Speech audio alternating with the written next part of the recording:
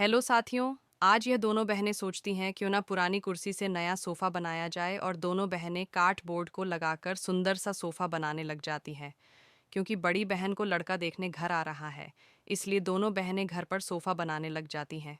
क्योंकि सोफा के कारण अब तक बड़ी बहन की 20 शादी टूट चुकी है, तभी दोनों बहनें सोचने लग जाती हैं कभी यह लड़का भी माना न कर दे।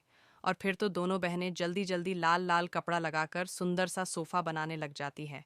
क्योंकि दोनों बहनें के पास इतने पैसे नहीं होते हैं जो कि मार्केट से नया सोफा खरीद ले, और घर पर ही कार्डबोर्ड की सहायता से सोफा बनाने लग जाती है।